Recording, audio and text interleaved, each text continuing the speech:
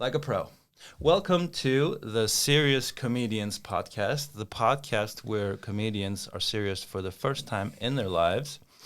And this week I have the wonderful York Underwood here on the podcast with me, a Canadian who actually taught me how to do stand-up comedy. So if you want to blame anyone, blame this guy. Yeah, I'm definitely guilty of that. Guilty, yeah, for sure. War crime. War crime, yeah.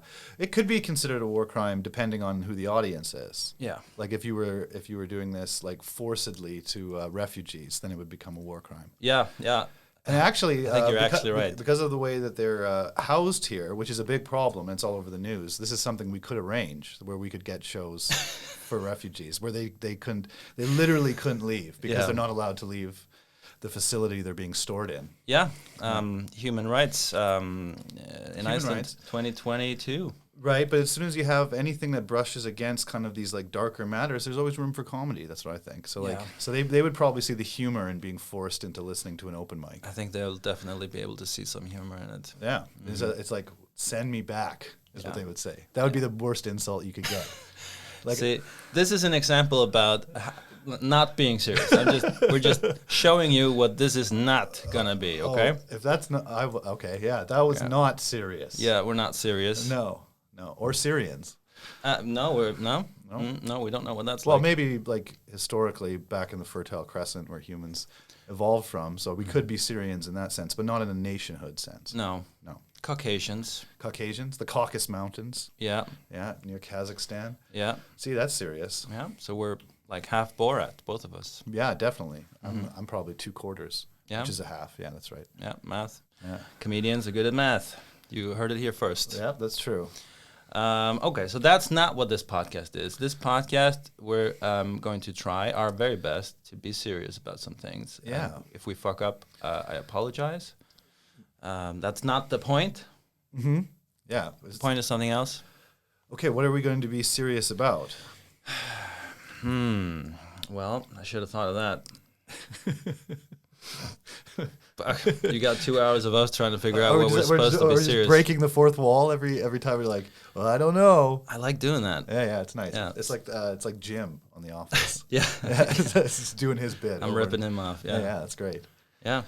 Yeah, I started doing that in the first episode, and I liked it when I watched it back. Yeah, it makes it more lively. If you're just watching two people talk, you're like, oh, I could listen to this. But then if you're expecting the break of the fourth wall, now it's like, that's YouTube material. Mm-hmm. Exactly. And this is on YouTube, so we got to give them something to look at. Right. Something. Look at us. Yeah. Look at what we're doing. Yeah, I even shaved today. Oh, really? Mm-hmm. Yeah, I used... I didn't. I got a new, moisturizer from La Roche-Posay. Oh, wow. Yeah, it's like a French one. They have it at, I don't think it's at Haukup yet, but it is at most of the pharmacies. And what's nice about it is that a lot of moisturizers that you buy as a man are made for women. And women have naturally, because of their hormones, oilier skin. Like you can have oily skin in places, or they have drier skin, and men have oilier skin because of testosterone. So then you get moisturizers and it tends to, when you first use them, you break out and all this sort of stuff. But with this one, it's a matte finished moisturizer. So when you're done, you just have a less oily skin rather than more oily, which is nice. Yeah. I need that. Yeah. La Roche-Posay. Wow, I can't even imagine how that's spelled, but I'll ask you afterwards. It's good. It still comes in a little bottle. Not a sponsor. Not a sponsor, no. Unfortunately, that'd be nice if you had a major cosmetic brand behind your podcast. It'd be pretty funny. That would be really great. Yeah, but maybe I have a serious story about sponsors. Okay. So when I started, you started and you were you really wanted to do it, and then we had the comedy class at the Secret Cellar. That's right. Which really is interesting because, a lot of people you can't teach comedy, and that's not true. You can't teach a person to want to be a stand-up comedian. And there is this there's this difference between knowing how a joke is and learning how to stand on a stage and mic mechanics and using your voice and then actually wanting to be there. And you can tell the difference between people who are just they've learned it and now they're reciting it, and then people who are I want to be a comedian. And usually the people who want to be a comedian are a little bit nuts. And so once they start, they show up at everything. They go to every open mic. They don't even ask for time. They just want to be around it as much as possible. They feel have you ever seen that video of the Chinese kid who's going through his textbook and he's going like this, trying to wash it? He's going to learn it by waving it onto his face. That's kind of what you would like when you start stand-up. But when I started and I couldn't get an open mic in my town, and I got a weekly show. How big is the town? About 300,000. So it's a city, I guess. Name? Saskatoon, Saskatchewan. Saskatoon.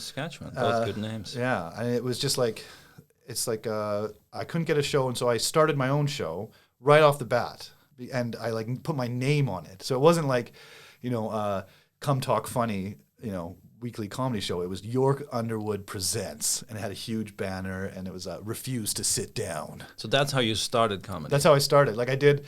You were hosting? I was hosting, and I went to the yellow pages in the phone book back when people used those sorts of things, and just found comedians, and then found one comedian who my mom was friends with his wife, Des Reed, and I just called him up and I was like, "Hey, I'd like to try comedy," and he just said, "Don't," and hung up. I guess that's the funny response. But he came to the first night, and then I started working for him. Like after the first show, which I had no material, not even 45 seconds of material, really. I had this like drawn out bit about how my mom always wakes up right before I have to wake up to shower to go to school, and she always takes this morning dump in the bathroom that has the shower, and so it was always like this steaming shit smell that was infusing into me, and it was and that was like my bit or whatever. And he took me as an opener just on the road. 2 days after my first show, I was on the road regularly, like basically every week from my first time ever performing. I was just his opener MC, and it was just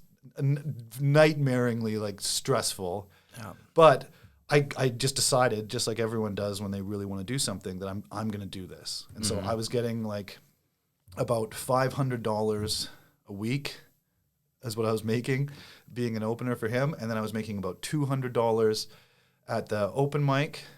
And that was like about as much as I can make, between $150 and $200.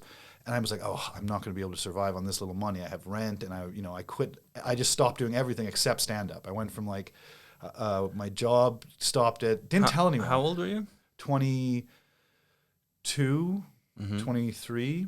Yeah. And what had you been doing up to that point? How did you even want to do that? I was a sessional lecturer. I was teaching physics at the university, deciding finishing my undergraduate, deciding if I was going to go into a master's in physics, and I was teaching the labs. I was a sessional lecturer for the lab instruction for physics 110 for pre-med students. That's really cool. Yeah. So, but I just stopped. That's very serious. Yeah, it's very serious. And when the contract ended, I just jumped in. I didn't tell my parents. I didn't tell my girlfriend at the time or anyone that I had just quit everything and I was just going to do stand-up. And I went to this place that was just down the street from where I had my show, called Broadway Fish Market. And he agreed. He was a brand new fish market. And this was a big thing because people, even though there was lots of freshwater fishing in Saskatchewan, it's landlocked and people aren't big seafood people, really. It's hard to get a fish market going there. Mm-hmm. And so he became my first sponsor. And he gave me, because he made a board, but it was a huge, heavy piece of plywood because that's all he had in his wherever he made this. And he cut it into the shape of a big blue fish that said Broadway Fish Market.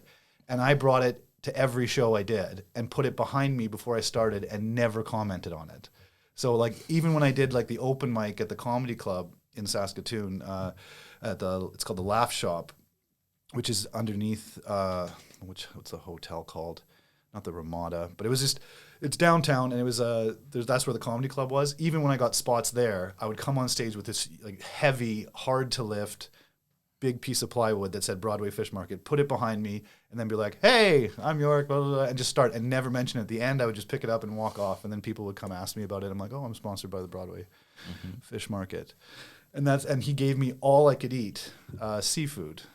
Are they looking for sponsors? No, he's closed now, and but he sponsored me, and so my girlfriend at the time's very angry, and she's just you're out all the time, and you're just on the road. But then and then we kind of were breaking up. But I had all these I could have these dinner parties that were really elaborate with all this sort of stuff. And one morning, it was a Sunday morning after I'd been gone, and then we went out on a Saturday, and we'd all been drinking a little bit, and then everyone was hungover, but they came over to my house for breakfast because I was like, I'll make you guys the best breakfast ever. And so then I'm making lobster omelets. So just omelets, and then inside is fresh lobster that's just been sautéed in butter and then put in the middle of the omelet. And my ex girlfriend yells like from downstairs. She's like, "What's for breakfast?" And I was like, "Oh, it's lobster." She's like, "Ugh, lobster again." And I was like, "That is the last time in your life you're ever going to be able to say that." Complaining about too much lobster in her life. So were you getting that from the fish market? Yeah. I got lobster, tilapia, anything you could think of. I had a lot of Man, what are you doing here? Well, a man cannot live off fish alone. And so that was my first, that's like a serious story about sponsorship. And it was funny because it gave me weirdly more credit. And especially when I did bars that had open mics and they were open mics for like music, I became like a character because it was like, hey, it's York, that comedian guy who also is sponsored by the Broadway fish market. And they thought it was a bit. Like I did this on purpose and it was like alternative comedy. And I could see why, because they would start laughing before I started because I was like, I'd get up there and then sometimes the stage would be small and it'd be hard to like balance it. And I'd be like trying to figure this out and I'd be like super nervous because I haven't performed a lot. And I'm like going over in my head what I'm going to say. And I'm like, oh, I'm going to fuck this up. And then I'm trying to get this sign up and they're already laughing, thinking the show's already started. I can't think of a funnier sponsor for a comedian to have. Like, can you think of a funnier sponsor? Broadway fish market. Yeah. And so that was like, so it just kind of worked. And then I'd be like, whew, okay. And then I would start and they'd be like, is he going to mention the giant blue fish behind him? But I never did. Oh, I'm going to reveal it today that we actually have a sponsor. Okay. And we're sponsored by the anti-burger and soft drink agency. Okay, that's probably good for Iceland because there's a lot of overweight people here. Yeah, it's a very important matter. Fattest country in Europe, which is still beautiful, obviously. I'm not saying that people can't be gorgeous when they're gigantic slobs, but what I am saying is that there is a heavier crew here than perhaps Czech Republic. Yeah. I noticed it when I moved here. Yeah, when you drive around and you see KFC and Taco Bell and stuff like that, and you're like, Domino's. It's not a. And one thing I noticed when I moved here was that I'm from the Faroe Islands. If this is the first time you're listening, and when I moved here, for like some years I'd only been drinking sugar-free drinks. That's a big thing where I'm from. Everybody kind of switched over to sugar-free sodas. Yeah, and you could hardly it's changed now, but this is 10 years ago, and I didn't know anybody. Nobody else was drinking any sugar-free stuff, and they were like looking. I was bringing sugar-free soda to my class. Yeah. People like asking me, "Why are you drinking that?" I was like, what are you, a grandparent? You like sugar? You don't like sugar? What's wrong with you? What's wrong with you? Yeah, everything here is like sugar. Like even this, like the sauces and everything is sweet. There is not like go to Subway here and be like, "Hey, I'd like to get a normal deli sandwich, like an Italian BMT," which.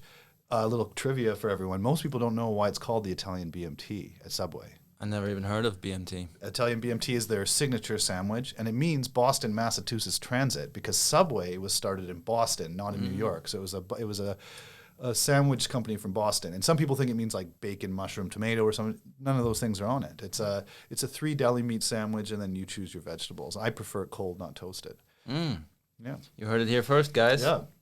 But that's I never got. I was talking to Thorhallur the other day, another comedian, Thorhallur. Yeah, he was saying he's how doing very well. He's saying how he's too anxious to go to Subway to order and I kind of understand what he means because first time you go there, there's no sign that explains what you're supposed to do. You just kind of have to watch people and see what they're doing, and they're picking this and they're picking that, and it's kind of like if you get to if they get to you and they ask you, well, what do you want? Well, I don't even know what to say. Yeah. Like, what do I say? Like, where do I start? Lettuce, tomato. I like a fulfilling life. Eventually, I'd like some kids and grandkids. No. What do you want on your sandwich? Yeah, like my stepson's. My youngest stepson, he doesn't get any vegetables because he's like against vegetables of all types. Yeah. Which is, good because he's on an island that can't really grow them. So it's a good attitude to have here. But in general, it's a poor attitude to have towards personal health. And when we go, it's really easy to order for him. He's just like meat, cheese, and a bunch of crazy sauce. And they don't have dry mustard. Like you can't get like hot mustard. Everything is like sweet Super mustard. Sweet, yeah. And it's like, why would you have sweet mustard on a salami, a salty salami slice of meat, and then sweet mustard? It makes me gag just thinking that someone would actually do this. Like it's supposed to have like a dry hot mustard. It's supposed to be kind of this savory kind of vinegary thing that you eat, with. And the hot dogs. The hot dogs. The famous, like this is the biggest scam in the whole world. This is the biggest tourist trap in the whole world. Hot dogs that are famous for being famous. Yeah. They're the Kardashians of the fast food world. Yeah, the hot dogs, like, everyone says this, though, admittedly. Like, Icelanders know that they're like, it is just hot dogs. But they are different, you know? Like, when I came here, I was like, even, like, when I was working for the Grapevine, Jon Ben, another comedian, he... Shout out to Jon Ben. Shout out to Jon Ben, handsome man. Him and I wrote a 9,000-word article on the hot dogs because we decided that for 1 week we would eat every possible hot dog condiment combination that was possible. So that's like plain with just onions, plain with just this, and then every possible one there is, which is 36. And we had 36 hot dogs in 3 days because of our deadline. And it was like it no longer became a serious review of the taste, more like an endurance feast. Yeah. Because you couldn't have breakfast or dinner anymore. You just had to wait until the middle of the day where your stomach settled down and then you'd eat as many hot dogs as you could. Were there any good hot dogs after the 15th one? Yeah, like what we found out really is that like there's all these different things that you can do, and you can have like, you know, the childish just ketchup and all this sort of stuff. But the hot dog with everything is the only one to have. And that's what you just go for. You just go for it, and then you have it. I don't have them anymore. I used to have them more often because it was kind of I'm in Iceland, I moved here, and there's this hot dog stand, but not anymore. And I don't even because the Grapevine office was right next to the famous hot dog stand, like it's right above it. So I could go down there, and there'd be like stuff that's off the menu. Like you could be like, I'm going to get a double barrel. So that'd be two wieners. So it'd be the shotgun. Nice. We called it the Hemingway because we were pretending to be very literate and stuff, but most people didn't get that at first. But I find the sauces to be kind of too sweet. It is too sweet. Sugar with some. Well, because a hot dog spices. is supposed to just have mustard. Like no person over the age of about 3 has ketchup on a hot dog who's self-respecting in any way. And so the idea that ketchup is such a huge player is kind of like, okay. And then the fact that they have to make their mustard basically another type of ketchup makes me think that like Iceland is so strange because it's not, there's different aspects of it all over. There's people who are like very like Russian, and like if you go into the suburbs, the barren nature of everything and the big like huge buildings with no upkeep on the outside, it has this kind of Soviet feel. And there is even like people who look kind of Soviet in their dress. And then there's the Europhiles who are very like, we're Icelandic and we're European. And then there's the like wannabe American Icelanders who like are constantly going over to the US and taking photos of themselves like in New York and like, oh, we're here again, blah, blah, blah. And so it's kind of like, to me, Iceland feels more like an American suburb that broke off of the United States like 1,000 years ago. And then because of no one interacting with them, their language just evolved on the side. So it's like this cut off weird suburb because it doesn't have a lot of like European feel to it, and it's definitely has the weird American feel to it is there, but I don't know. There's something just like everything is just like comfort, and you always hear people saying words like cozy, satisfying. It's like nice. What do you have to worry about? Like why do you need to? Why does a meal have to be cozy or satisfying? Why can't it be exciting or interesting? If you talk to people who like the noodle place, the Vietnamese noodle place in Grande, they literally just had to change their pho, or I believe it's pronounced pho. They had to change it because when they put all the stuff in that was supposed to be in, Icelanders would just pick it all out. And so it is like a nation of baby palates. Like it's just, everyone just likes the simplest, most baby food with as much sweet sauce as possible to shove it down their gullet with a can of Coca-Cola, super dose. Icelanders, they pride themselves in being progressive in many ways, which I think is fantastic. I think it's wonderful. I'm one that they pride themselves. It's good for them. I'm all for that. But at the same time, they are really conservative when it comes to other things, like trying new foods and... Yeah. It's very conservative. Their language, they've been holding on to that for 1,000 years. Yeah, because if they don't hold on to the language, this basically just becomes the world's largest outdoor airport. So if they don't have a language, it's this whole dream disappears. It's like, hey, you guys want to go to that stopover island we do on the way to real places? But now that there's a language, they're like, whoa, who are these people? If there wasn't a language, all the Americans who came here, they'd just be like, what? They have a KFC, they have Taco Bell. What's the big deal? Yeah, and it is like it's very fascist here because of this like conservatism that's there. anyone can be progressive. Like you can be like, oh, Black Lives Matter, change your Facebook profile, all this sort of stuff. But like this is a very insular society because of the language and because of the way that they want everything to be. Like Halloween is on October 31st, and it is not an Icelandic holiday. But what do they do when the community I live in, Hlíðar, when they have Halloween? Oh, no, we're not going to have it on the Monday. We're going to have it on the Sunday, so it's on the weekend. And I'm like, no, it's on the Monday. You just do it on the Monday. It's from 5 p.m. to 8 p.m. It's not going to harm any kids' lives. Just do it on the Monday. No, they move it because they want it to be on the weekend because they want to control other countries' holidays that they don't even need to have. There doesn't have to be Halloween here. You have that weird Ash Wednesday thing here. They don't need Halloween, but they want to have Halloween because their kids see it on TV because most of the children here are raised on screens, and so they don't want to there's always about keeping kind of like this weird reality between what they're constantly being bombarded from China with on TikTok and how life is here, and the parents don't want it to be too jarring, so they try and create a world that's kind of in between the screen and what I assume would be just their bedroom. I don't know if they go very many places else. I don't see a lot of kids out skateboarding or anything. So no, you got some kids you're looking at. Yeah, it's interesting. I got two stepsons. One's 14 and one's 9, and then I have a baby daughter. Yeah, yeah. So that's how old is your baby daughter now? She's 15 months. Yeah. September, October, November. Yeah, 15 months. And her name is Friday. Yeah, Evelyn Friday. Yeah. Where does the Friday come from? Well, it's a lot of things. So like the Howard Hawks movie, My Girl Friday, that's what I kind of got it. Like that's what I thought of. I always thought it'd be nice to have a daughter named Friday, but also the story of Robinson Crusoe. Yeah. He gets lost on a island.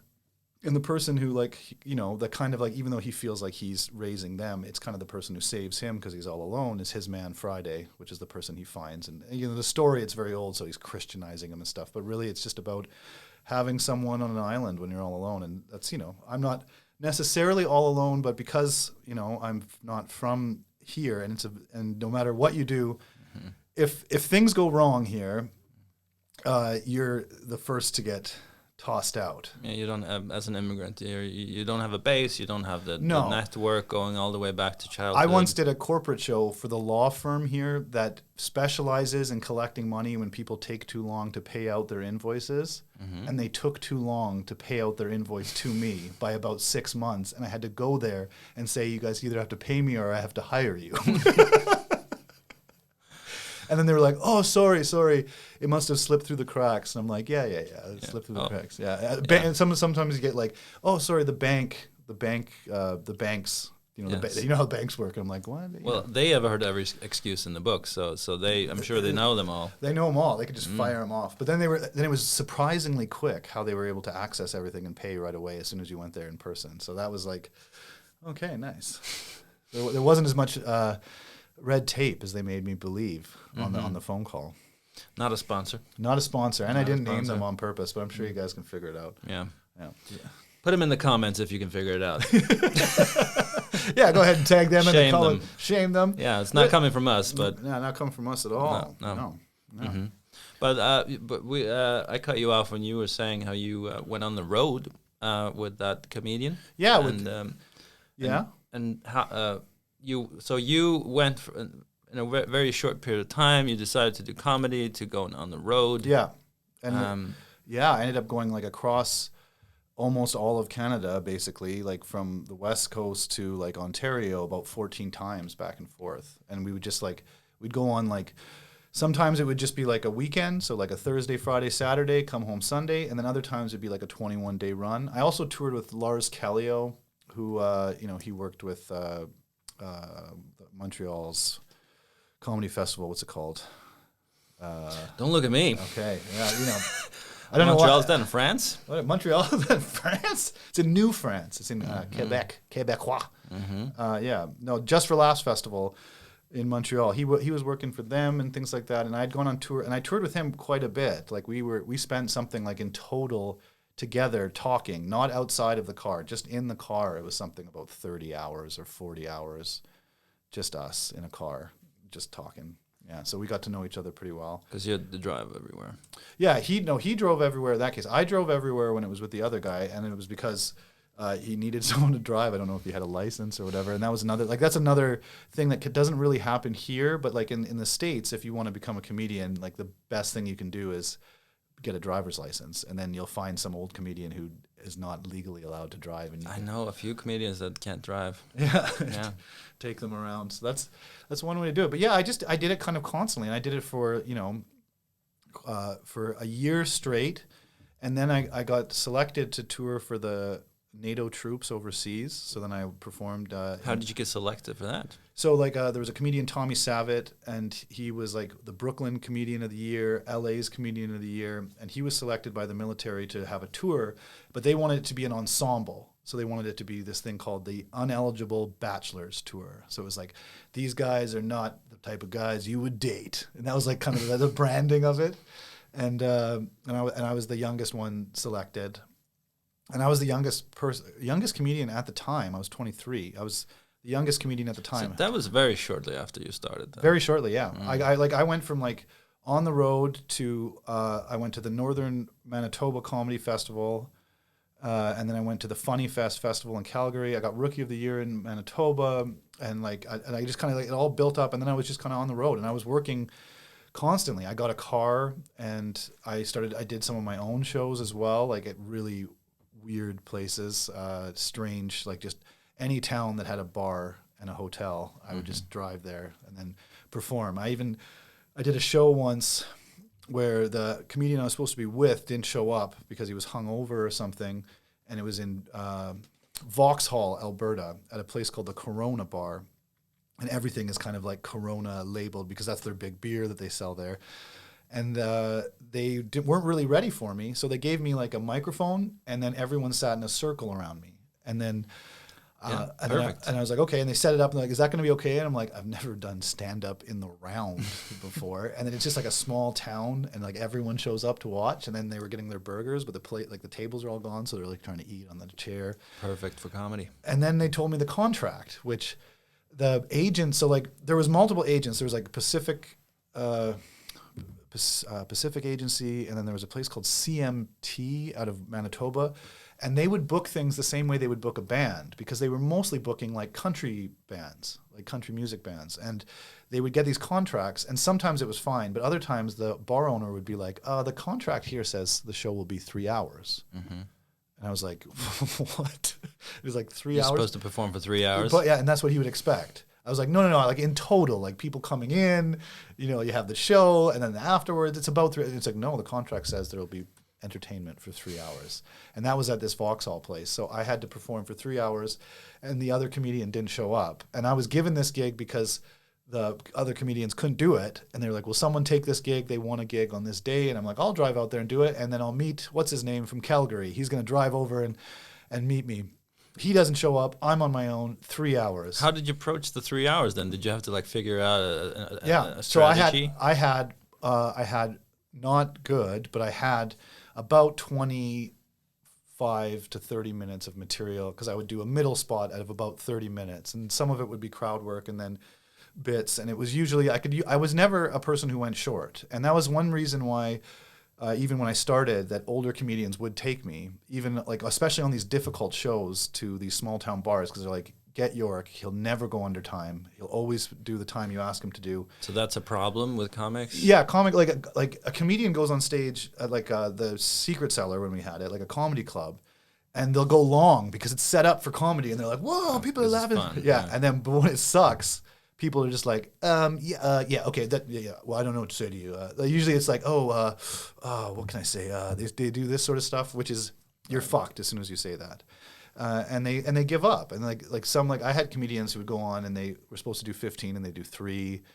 And like, wow. And they would give up. And so I kind of like, I never gave up, and I kind of like the challenge of it. But this one was the first big challenge ever in my stand-up, where I just broke it into 45-minute chunks, 3 45-minute chunks, and I didn't do any material for the first 2 45-minute chunks. And I made sure I didn't. And even when I started to get nervous and wanted to slip into a bit, I would just go like, and you, sir, blah, blah, blah, blah. So crowd work from the get-go. Crowd work, and then if I thought of a story and then could make it funny, and if they were laughing, I would just add to it.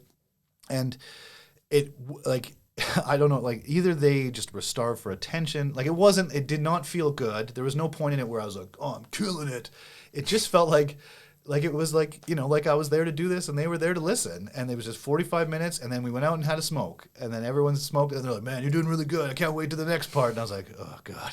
And then I get to the next part, and then like a fight broke out at one point because some guy's sister was drunk, and there was some like thing from before, and the brother was mad at a guy across like the thing, and so they were like arguing like across the circle while I was performing, and then I could comment on it, and then they got mad at me for getting a part of it. And then so the second part was just like general disarray, and that also was exciting. And then the last part, I kind of got in, and I got about 10 minutes of like, okay, that last section, that was and then as soon as I noticed, like as soon as I looked at the clock and I had gotten to the 15-minute mark, I had my 30 minutes material, and I started my actual set, and they were just like, whoa, because they were so used to very loose, but they were ready, and their attention stayed. No one was like bored. Like this was a town where they didn't have a lot of stuff, and so this is like they were, and then as soon as it got into material, it did so much better. Still not anything that I would say like I felt great, but I was like, oh, okay, now I have it. And I just paused and blah, and I got laughter, and I even like when I stopped and like looked around or did faces, they laughed at the little like remarks I would do, and I was like, okay, this is nice. And then I finished, and had a Corona burger, and which had waffle fries in the burger. That was like one of the features of it, and then went and stayed in the hotel. So you have over 1.5 hours of just improvising and crowd work. Yeah, but I would like, and that was something that people from Saskatchewan were famous for, because they were known for just doing this sort of shit. Like Des, he like would get booked at a place. Like they'd book him at like a town bar. Let's name a place. We could name Watrous. He'd get booked in Watrous, Saskatchewan. And then they'd be like, they loved him so much. They're like, can you come back next month? And it's like, he just did 90-minute set, which he would do. Like he would do 90-minute sets. And he did a 90-minute set the month before of his material, you know, like he has other material, but not stuff he's been working on for a long time. But that was like his 90-minute set. And then he would get booked again and again. And sometimes he'd get booked in the same place 3 months in a row on the same weekend, like the second Saturday of the week of the month, 3 months in a row. And by the third one, it was all just, they knew you from last time. They were excited to see you, and you just had to make it up. And you had to just like come up with like anything you were like working on in your book, or you were like, okay, I've been meaning to do a joke about one-legged blah, blah, blah. You just went for it. And they were just, usually it went fine because they kind of just wanted the excitement of you coming back. And it was always like, there was always like the core group of like, in Watrous, an example, it would be in the town hall, and the town hall would hold about 300 people. And so there'd be a core group of about 50 or 60 who were there all 3 times. And then they would bring different friends and different people from other towns around. And so it would always be about 300 people, and they would just be like, these are the guys, they're crazy, this is exciting. And so they would be pumping you up so much that you would do okay. It's one super interesting thing about doing stand-up comedy is that you realize how different every room is and every crowd, and like you never really know what you're gonna get. Like if you know the venue and you've been there before, then you know some things, but still it can surprise you in some different ways.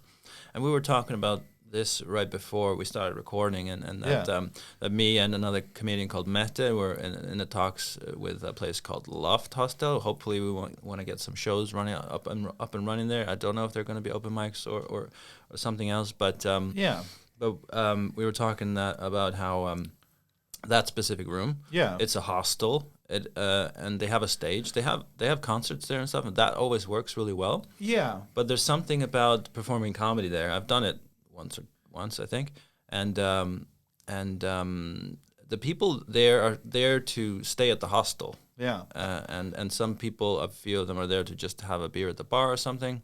Yeah, and it's a long room, and the ceiling, it's really high where you are, and then it's really low to the point where people bang their head on the one side.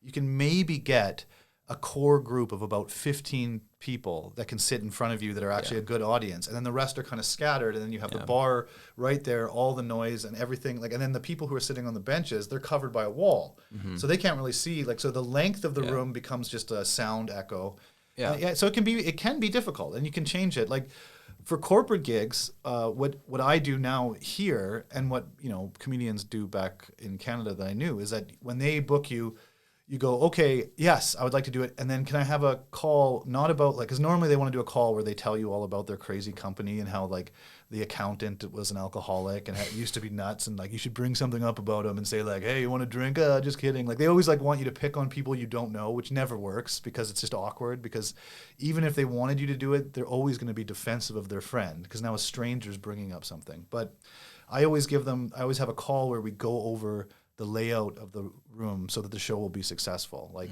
if you have a dance floor in front of the stage and then the tables start after the dance floor, then the stage for comedy should just be on the dance floor. You don't want to moat.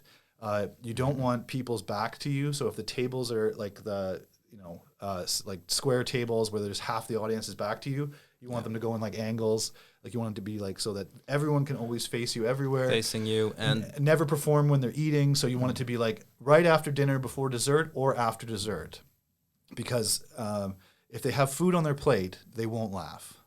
And so you have to like... Yeah, mouthful of food. You're not going to get any laugh. They're just like, no, that's very funny. I didn't notice that before. Yeah. It was nice of you. So yeah, there's... And like, and then with rooms, like... was Malo Menning downtown. Great, beautiful room, big, like bookshelves. It's great for a concert. Like if you have like a cowboy hat on and you're pretending to be like a hipster folk band, it looks like you're just like this elegant concert, and everyone wants to drink wine and be like, oh, we're so tasteful. But it doesn't work for stand-up. It's too high of a ceiling. Like the ceiling should be just above your head so that you become encased in this stage. And they should just be able to see all of you and sit comfortably, and you just fill up their view. And so that's the best way for it to go. The sound works the best. Like I don't know how many times you have to see comedians at Harpa before you go like, the only reason you're seeing a comedian at Harpa is because you like that comedian, and it's kind of like, oh my God, I got to see Bill Burr at Harpa, but it's never good. The room's too big, and like big like rock star venues. That's not how stand-up really works. Stand-up is like a small, energetic room where you can feel like the laughter bounces back so that you can start playing with it. Yeah. But if you're just doing stand and deliver where you're just like, la la la, wait, la la la, you're just like you're a monologuist. It's not even like, even at House Bio, these things are like funny. And, if you like the person or they like make you feel good about yourself, like say you have like that comedian who was here, Daniel Strauss, I don't know. It was awful, but he had a huge fan base, and he did like 90 minutes of just like the loosest, awful, non-energetic material, even though he is quite good in like when he's on a real stage. But people were there because they're in love with him already. They want to see him. They just want to see him. Yeah, like I'll take for example, I'm a huge Bob Dylan fan. Yeah. And but he's not good live anymore. Yeah. But I would go just to see him. Oh, I went to see him, and it just turned out to be the worst place to see because the sound was so bad. Yeah. And I still would go again. But again, like a concert is still active and passive listening, so you can like be into it, or you can be passive and just be like, oh, and you can just enjoy the space. Comedy is 100% active for it to work. Yeah, you have to have your focus. You have to be listening to what the person's saying and and they have to be like, if you give like, so if they're in theater seats and they're comfortable, that's great. But then the stage has to be something they can focus on. If they can look around or anything, it becomes terrible. You kind of need like, it's like a mixture of everything. Like if it's too much of a bar show is always bad because people are just like want more drinks, and then they're focused on, whatever they're focused on, or they find one thing funny and they're so drunk that they're still talking about it for 5 minutes afterwards, and then they're interrupting the rest of your set. And so it's a weird to find the perfect place. I don't think theaters are the perfect place, and I don't think bars are the perfect place, but a comedy club, obviously, that's made to be kind of the place. One thing I want to ask you, because you've performed in many different places, is that one thing I noticed here, I haven't performed in so many places, but one thing I noticed here, that there very often at shows here, there will be a group of pretty drunk Icelanders who are kind of like, we're going out, we're going to have fun, and then we're going to drink a lot, and then they get pretty drunk at the show. Yeah. And then in the middle of the show or something, they start like talking to each other pretty loudly, or they start, kind of ignoring, forgetting where they are. Right. And it's like, And I performed also in the Faroe Islands. It's the only other place that I didn't see that there. Yeah. But I was wondering, what do you think about this? Is this something you've seen in other places? Yeah, like I started in Saskatchewan, and then when I was on the road on my own, I was working in oil fields, and this is just I opened for strippers in Swan Lake, and like I hope this doesn't sound too crass, but I would go on stage and I had to do a half an hour in order to get paid, and I would go on stage and guys would just be like, "Get the fuck off the stage! We want to see pussy." And you'd be like, "Wow, well you're gonna have to wait 30 minutes and listen to a few of my little riffs here." But it made me like but there, like the thing is, because the language is the same, right? Like they speak English, I speak English. I could get into altercations where they would like, because no guy wants to be the not funny guy. And so there's this like big ego thing. So I'm on stage being the funny guy, and every guy there is like, "I'm probably funnier than him. He's just like an arty loser who pretends to be funny on stage or something." And then, but if you're in Canada, I can do it quickly, and then they like you because then their friends are like, and you kind of do it. But in Iceland, you have to be really careful. One, because as soon as they can't keep up, you're not just insulting them or playing with them. They are getting confused because English isn't their first language. And then that causes everything to kind of explode, because then they're frustrated, not just because they're unfunny, losers.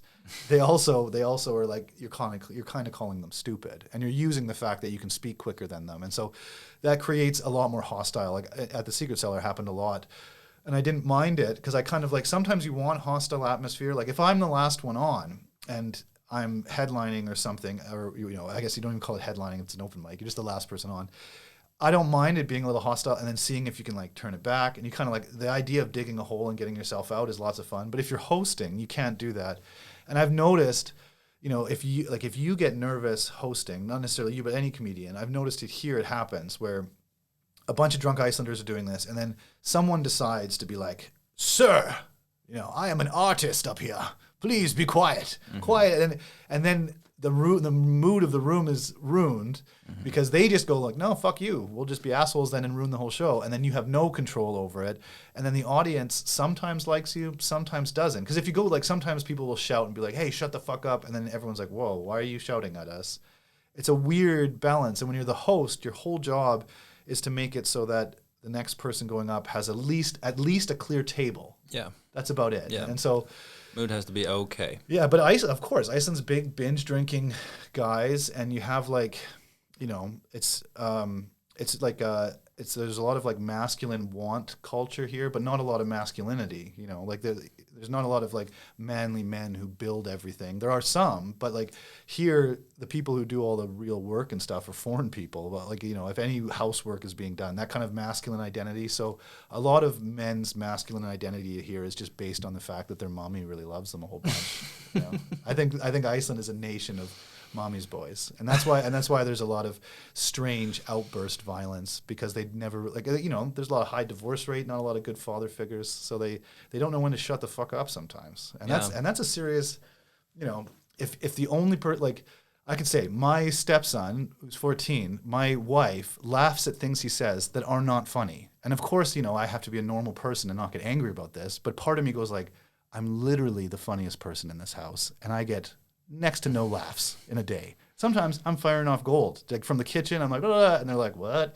I'm like, "Oh, this is," and then he'll do something just, like something like, and she'll be like, "Oh my God, you're so funny." I'm like, you don't have to massage his ego like this. He's going to end up being one of those guys at the bar heckling a comedian. You got to sometimes don't laugh at kids. Let the professionals handle it. Yeah. A few weeks ago, I was in a show in Akureyri with some... at the Green Hat? No, not the Green Hat. Oh, okay. It's called Verkstæði, the workshop. Okay. A really good venue. Okay. And it's kind of big. The room's kind of big. And I was hosting. Mm-hmm. And in the middle of the show, or like the last quarter of the show, there was a table way in the back of like... 6 people that were just talking to each other and kind of like bothering people because they weren't paying attention. And I called them out on it a couple of times and just said, "Hey, we're trying to have a show here. Can you please pay attention and try not to bother people around you," or something like that. Let's try and just be polite about it, about calling it out and being polite. Yeah. And then 2 minutes later, they're talking again. Yeah. And after calling them out twice, I just decided, because I had a wireless mic, I just decided to start walking down. Yeah. And I was just walking over to the table really slowly, and the whole room just waiting to see what I was gonna do. And what's gonna happen? Yeah, what's he gonna do? And I just was standing right in front of them, and I said, "Hey," into the microphone, and they looked up at me like, "Whoa, what's he doing here? you were just over there just before." And I said, "Hey, I'm trying to do a show here. Can you please be a little bit quiet?" So that And then they were just like, "Yeah, sure." Yeah. And I walked back up, and that was. I mean, it didn't ruin the room. I think that's good. I think people. I think I'm gonna do that. If I ever have to do that again, I'll do that. That is always the best way, especially like here. There is like a thing where you just go, "Hey, like you just have to stop, please," and then they go like, "Oh yeah, okay, sorry." Like you can get through to people in that way. But yeah, a lot of people think that they're gonna have something like a out of like an old clip from the 80s where it's like, "Will you shut the fuck up?" And then everyone's like, "Yeah, you're the best." That like never happens. No. I remember I've seen like poor Dan Zarin a few times where he's just been like, where he snaps on stage and then everyone's just like, "Oh, I thought the disabled were supposed to be kinder." Oh my God. So they get a little angry about it. I was at a show in Hurra where Arnór Daði was the headliner, I believe. Yeah. And he was in the end of the show, and right before he was going to come on stage, there was these 4 ladies way in the front, like middle-aged ladies, and they had their wine glasses there, and then gotten pretty drunk at this point, and sloshed. They were just constantly talking to each other, and people behind them were just like going like, "Shh, can you please?"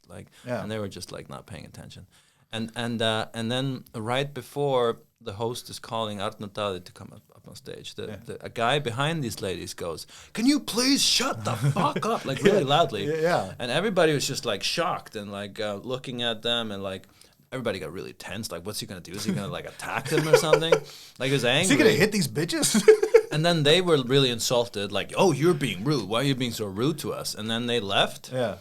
And then this guy was just sitting there, like, content with himself, but at the same time, not happy that you had to do this. Yeah, that's how he looked. Yeah, and I thought that okay, that happened. Whatever, move on. And then the host calls Arnór up on stage, and Arnór's trying to perform. He's not getting anything. Like because the room. They killed the room. Yeah. The room is just like still processing what happened and like wondering, is that a crazy guy in the front? Is he going to do something else? Or And especially now, like when people aren't used to like when you see this, I don't know if you ever saw the documentary when stand-up stood out from the 1980s in Boston. Like comedians were like, people were used to live shows being kind of like a carnival and wild. Mm-hmm. No one in the young, like if anyone's under the age of 30 in your audience, they do not want to feel unsettled. Like like this obsession with anxiety, you know, like even like, you know, Thor was talking about like anxiety at Subway. If that makes you anxious, being in a locked room with a bunch of crazy drunk people and a guy swearing into a microphone. Somebody getting angry. Getting angry, like, you know, like if you know, like, what comedian do you know of, young one, that comes out and has anything close to the energy of like Bill Burr in this? What I mean by like anger, like this angry young comedian type thing, like women or men. No, everyone kind of plays quirky now. Everyone's just like, you know, I grew up and I was always different than everybody else, and that's why I'm a comedian, is I want to make sure that everyone knows it's okay to be yourself. And that's, you know, there's a space for that, but part of comedy is the fact that we're all going to die, and that this is laughter in the dark. Literally, you're in the dark, and some of the stuff is aggressive, and like it's a place to have all these emotions where you can be like, yeah, you know what, you know. The person who works at the baggage counter at that bonus, that guy is an asshole. Like there is supposed to be a level of like danger to stand up, and and there's supposed to be victims, and the victims are people that are not really victims because it's in the safe space of words. Like you can pick on anybody, and sometimes, you know, they can say like, oh, ironic sexism or ironic racism is still racism. Well, if that's the game, if the game is no matter what you do, if you don't point out these things, that you're always just the assailant, then you're not really being honest of what it means to be a person. Like how many people here, or how many people even that are listening, have situations where they have the wrong thought in their head, like where you go like, it just pops into your head, and then you go like, oh, that's so ridiculous to think that. But knowing that there's a place where those wrong thoughts can be kind of like commented on and laughed about and then opened up about, that's what these things were supposed to be about. Like, I don't go to a stand-up show because I really want to get to know some stranger. Like, I don't leave a show and go like, you know what? I really know Davith a lot more now, and I'm really happy for it. I kind of go there because it's supposed to be a mixture of a whole bunch of things. Like, I'm out. I want to hear something that challenges me and that strikes me or that is weird, and then my favorite times, actually, a lot of my favorite like moments of being an audience member are comedians who I completely disagree with politically or philosophically, even like religious comedians. When they have like a joke where they're like, you know, when they're making a joke and they're being dead honest about their religious belief, I find that like hilarious. Like, because I'm like, I'm not religious at all. So when like, if they have something where they're like, yeah, you know, like, I don't know what people are doing, you know, you can't just be, you know, you have to believe in Christ, you know, like people like right-wing comedians, those make me laugh because I'm like, oh, like if I met him on the street, I would make a wide walk around, I'd cross the street. But in the place of a comedy club, I can hear these crazy ideas and kind of let them kind of, you know, bounce off me or wash over me or even entertain what it's like to think something so stupid. But if I go to a show and I end up clapping every 30 seconds where it's just like, oh, and you know what? There should be more peace in the world. Yay. And everyone should be nice to each other. Yay. And at the end of it, if my hands are more tired than my stomach, it's not a comedy show. I'm at like a rally, and I feel like I'm in like Nazi Germany.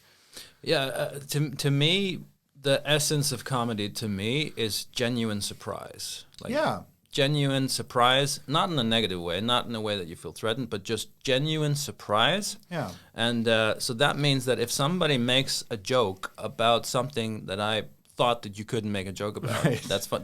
That's surprising. So that makes it even more funny. Right. So there was a girl recently told me, because I'm a comedian, and then she said, "Oh, if I ever hear you make a joke about women, I'm not gonna like that." Yeah. In my head, it's just like, well, that just sounds like a challenge to me to come up with the funniest thing I could say, because I didn't have it at the time, but I think that I eventually could come up with something funny that she would laugh at. Of course. Because she just said that I'm not going to find it funny. It's not funny if you make. It's not funny if you make fun of the other majority of people on the planet. Yeah. That's like a crazy. Like, I can understand. It's like if you make fun of one-legged Thai ex-hooker refugees, I'm out. And I'd be like, you know what? Some people they have. Yeah, I can leave them alone. I can leave them alone. Okay, if that's your hill, I'll leave them alone. But you can't go like if you make fun of 50% of the population, I'm out. And I'm like, what? You're gonna cut my joke? So what do I have to do? Just go there and be like, oh God, men are awful. They are awful. Yeah. And women, like, it's funny that they're just different ways of being awful. Like, if I had to choose who to live with, I would still, like, you know, have a wife, you know, that's nice. But there's things about women that you just, like, it's just so crazy. It's like nuts that you just go like, oh, okay, if this is how it is, I'll just put up with this. And then, you know, and then you do it. And then the stuff around guys, like having, like, most men after the age of about 35 to 40 quit even having male friends. That's how terrible men are. Yeah, that's right. Like, you'll see a bunch of... Men don't even like men. Men don't even like men. You'll see like a bunch of 45-year-old women. Yeah. They all hate each other in their own little way, but they stick together. Men give up on everything by 50. People who are attracted to men are the only people who like men, basically. Yeah. And they like young men, which I get it. They like youth. Because it's just like a fear of death type of thing. Youth and Santa Claus. So if you can give a lot of gifts, they will also like you. Yeah, like, you know, like if... like. Guys who like women, they tend to like, you know, all women in some way, and like a lot of guys would have sex with all different types of women. They just like the idea of women because there is this complete difference. But a lot of my gay friends and not bi friends, I don't know how to really to negotiate what their real preferences are in some way. But like gay, like 100%, they are both attracted and choose their life partners. They fall in love with just men. They rarely are attracted to old men even when they are old. They will have an old male partner, but in honesty, like, they don't go like, oh man, I wish I was blowing that 65-year-old guy at the end of the bar. Like, they're all fairly honest that they like 25 to 35 men with abs. Like, they've got it like nailed down. And then, but guys who like women are, I think, a lot more like, you know, they'll take what they can get. Yeah.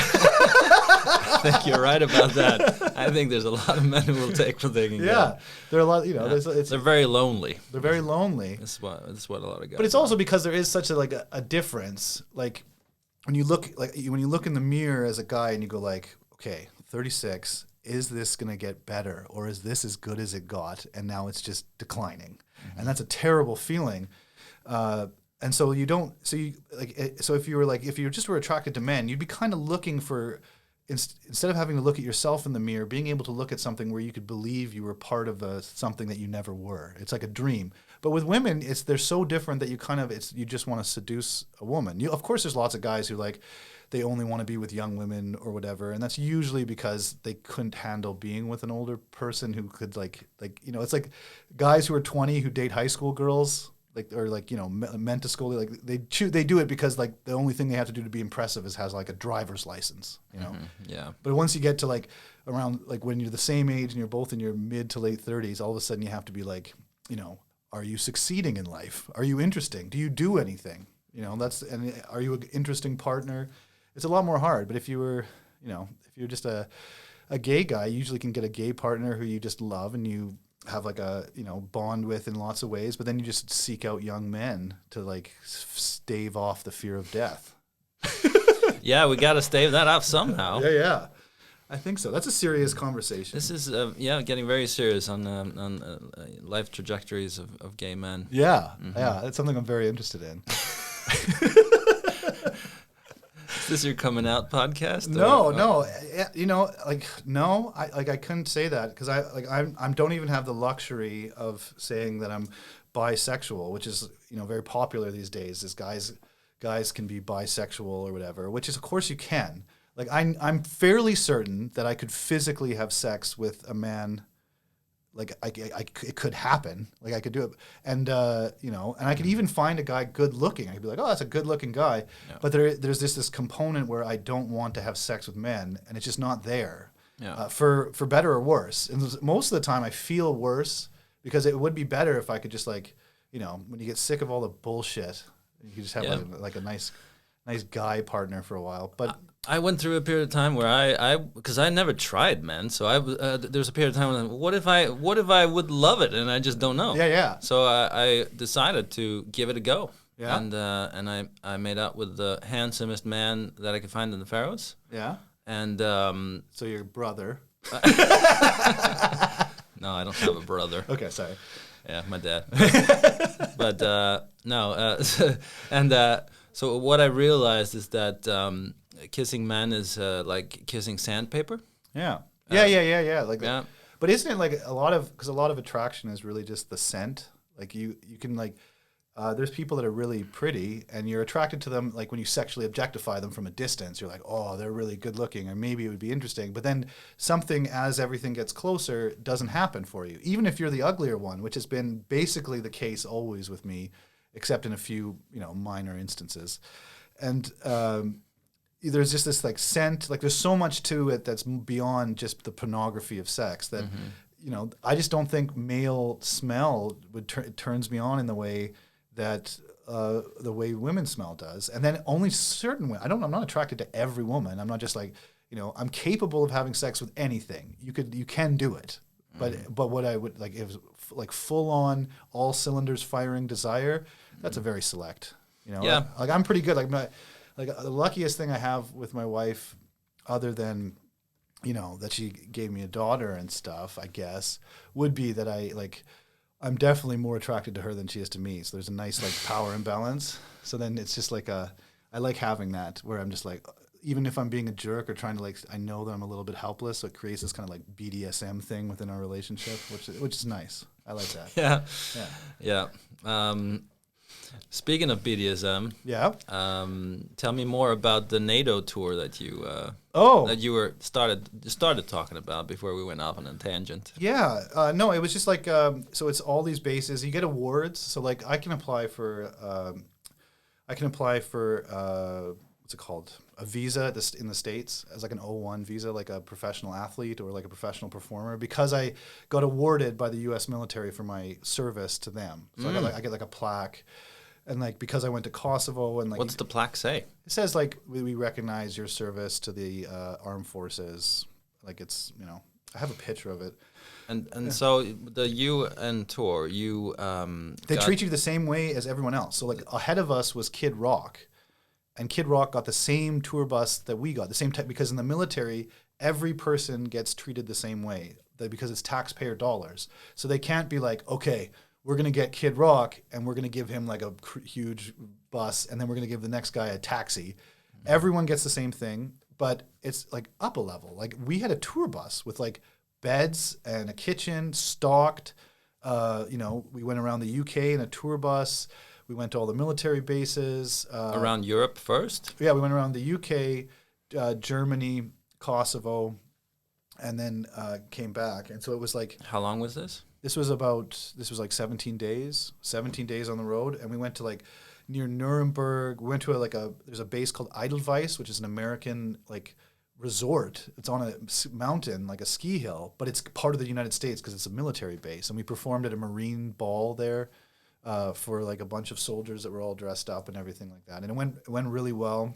And the UK went really well, and it was just kind of like you get coins. Like there's a coin you get when you've worked for the military that if you bring it into a legion, you can say like, "Hey, I've served," because it means you've been a service. Like I obviously wasn't fighting or anything, but I went like Kosovo, Camp Bondsteel in Kosovo is an active military base where there's still stuff going on. Yeah, the military is a lot more than just the fighters. There's all kinds of other people. Like every place is like they don't allow anything from that country. So like the grocery stores don't have German groceries in the grocery store on base. It's all from America. Everything, the plugins, the food, everything is like It's like being in America. It's like being in the small town that soldier grew up in. That's how the grocery store is. And it's completely walled off. Even in Kosovo, they wouldn't go on the power grid. So they were burning diesel to keep this whole base alive. One of the funny things was that Pepsi Twist was already out of commission everywhere else, but they bought a whole bunch of it up at this one base at Camp Bondsteel. And so like every fountain had Pepsi Twist. And I was like, why is there Pepsi Twist everywhere? And they're like,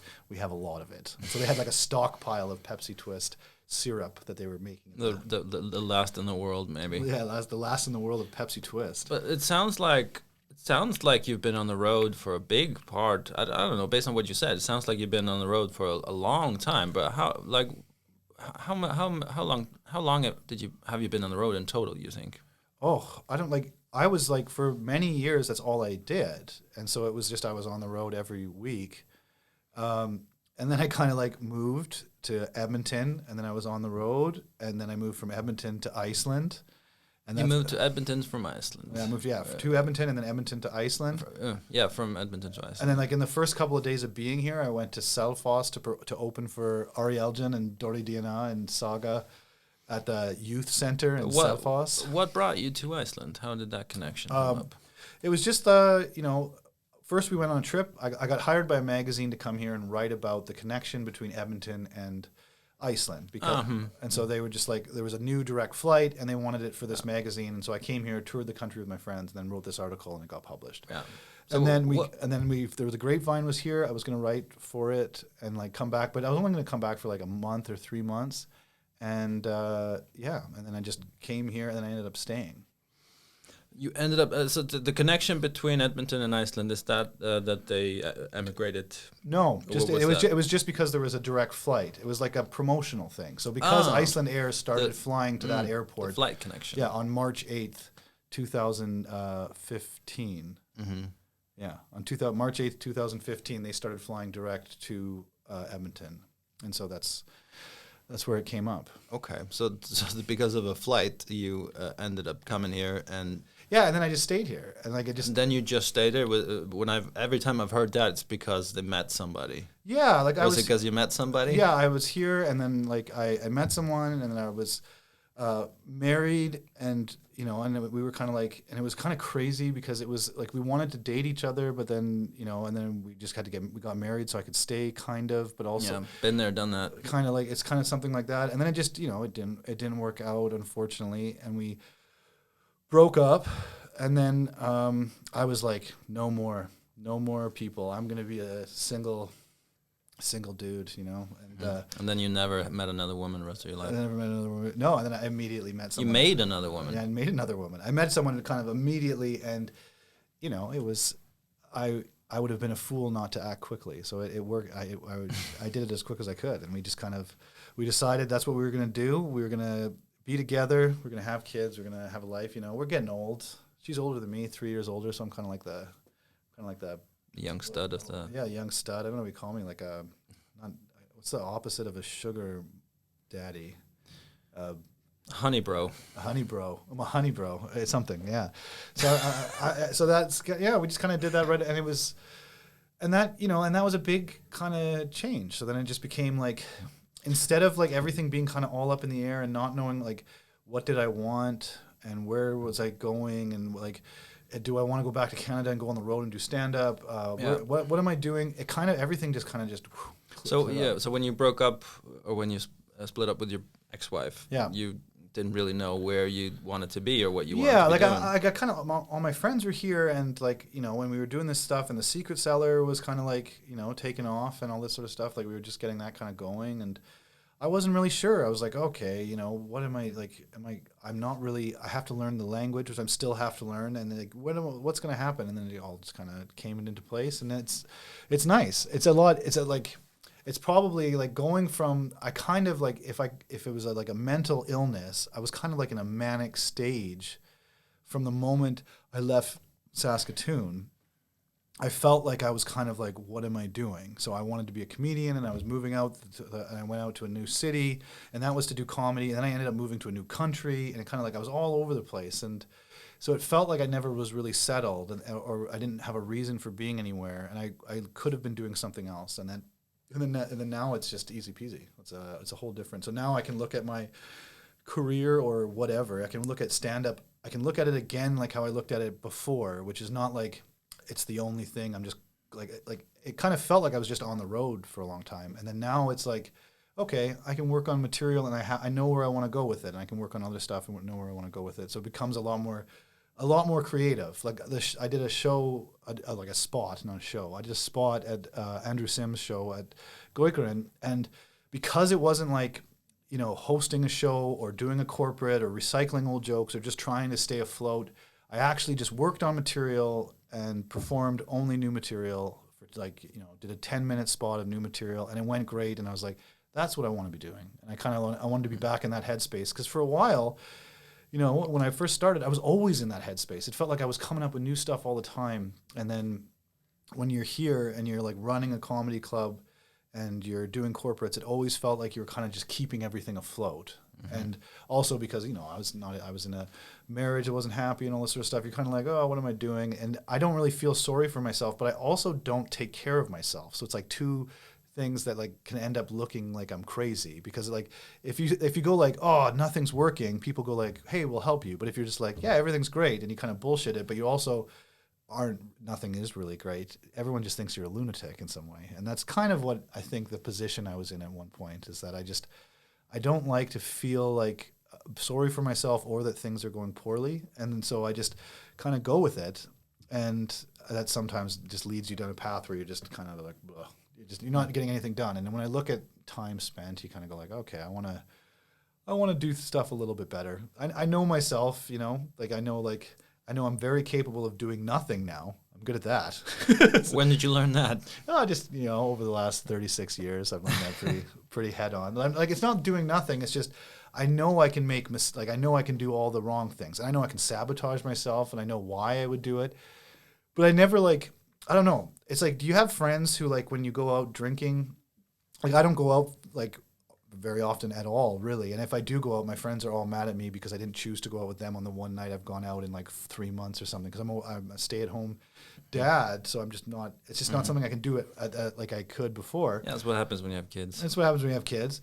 But you know, like, the friends who the next day, like during a hangover, they're just like, oh, I'm never doing this again, and oh, I wish we wouldn't have done this or done that, and they just like feel so sorry for themselves, and then they get like anxious, where they go like, I fucked everything up, and everything starts to fall on them, and you go like, have you not drank before? all of these feelings are just your brain chemicals. You'll feel fine in a few days. None of these thoughts are real. And that always irritated me. Like, it's like, what is this, your first time being hungover? The metaphysical hangover is always a part of it. And so I think because of my ability to ignore the warning signs from my brain chemistry, I was able to actually do a lot worse than I should have been able to do. It was too easy for you. Well, no, I'd be like, oh man, I feel like my whole life is collapsing and nothing is good. I'm like, but that's probably just the hangover. I should just keep going. You just kept telling yourself that. Yeah, just the hangover. It's just the hangover. It's the hangover. Things are fine. Things are fine. Keep going. Yeah. So, but you started the family around the same time as the Secret Cellar was ending. Yeah. Is that right? Yeah, that's right. Can you tell me a little bit about what was the end of the Secret Cellar like for you? That's a comedy club we had here that was a COVID casualty. Yeah, it was, it was awful because it never, everyone, no one realized how special it was. And no one realized how lucky we were to have a daily place that we can be performing. Even if 6 people came in, having a room like this and having someone like David involved, who is like even where he's working now, he's working in Einstock. Like he's a guy, he gets shit done, and there's not a lot of people like that, especially in these type of people. Like comedians don't like. If you got if you talk to every comedian that you talk to on this podcast, and we all got together and said we were going to do something, and the likelihood of it still happening is very little. Yeah. Even if everyone like sat here and was like, yeah, tomorrow. But David got shit done, and we had this wonderful. And then Bjarni, he's the one who was the impetus for it. Like he's a person who like he got the connections to get the basement to get the Magic Viking. The Magic Viking. So, like with Bjarni and David, they kind of like they were the doers. The doers who could get it done. And David is definitely the doer, and Bjarni was the one who was like, hey, I'm a professional. I've been in this industry for a long time. I already have gigs and stuff all the time, but I want there to be a place to do stand-up. And so he did it.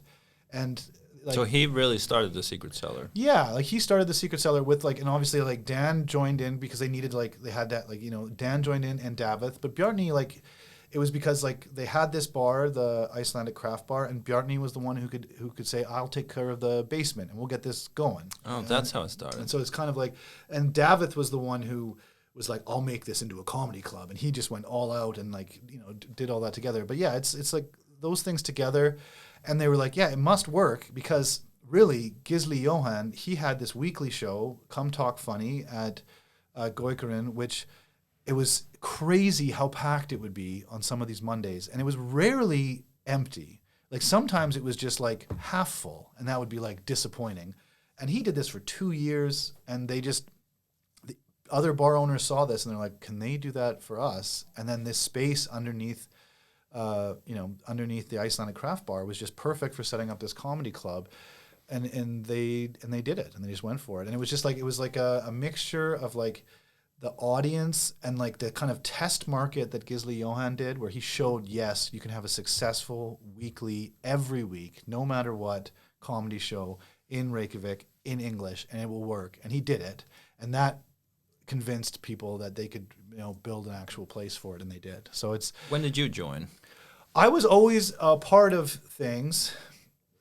I was a part of the Come Talk Funny, and with Gisli, him and I were I would perform and be there, and we were working together regularly, and I would host when he couldn't make it and stuff like that. And then it just happened the Secret Cellar started up, and then I started hosting. And then I started doing the ads for it. We set up this thing to get the ads going, which that kind of came in. And then it started to be I was the show manager because I could keep the shows running, and I could always host them if need be. And so then I was just kind of the mainstay, I was the showrunner for the Cellar. And then it slowly became more and more, we were more and more together and a part of it, and I became more a part of it. And then it was David, me, Dan, and oh my goodness, I'm blanking. Hot sauce. Eggert, yeah, Jesus, yeah. Sorry, I had nothing. Hot sauce. Hot sauce. I was just blanking for a second, and my brain was just going Eggert, nothing, and I'm like, no, Eggert, yeah. So then we just kind of we took it over and we were just running it. And Egert was like, he was bringing in all this stuff to get it kind of going in a new direction. And when was it? When was that? Was that after COVID? before COVID, we'd already started, like the Christmas before COVID, we had the Countdown to Christmas show, which I hosted every Saturday for 6 weeks up until Christmas, and they all sold out. And so every Christmas show was sold out, and we sold out like weeks before people were even in the spots. And they just and we were paying for the upstairs rent and the downstairs rent, and it was just like the comedy club was everything, and it was just everything was going well. And we thought for sure, okay, we're taking this over, and it's going to go our way. And then COVID happened. How did you take it over? Like, was there official? Did you buy it or something? Yeah. We took over the Canatella. So we were on it, and so we were like, we were being added to the Canatella as owners. There wasn't anything like that you could take out of it. You weren't making money from it. And then the other people were like slowly going out. Like Bjartny left, and like because he had his own stuff, and he like I don't know all the stuff about it. I'm sure they could tell you better what was going on. But he's like, I don't really want to be doing this. I have other stuff to do. And his stuff went well, and our stuff closed down. So, but then COVID happened, and we tried to like keep it running even for that year in COVID. Like we had like the comedy classes, and then we tried to get it open again, and tried to get it open again. Yeah. And like most of the time.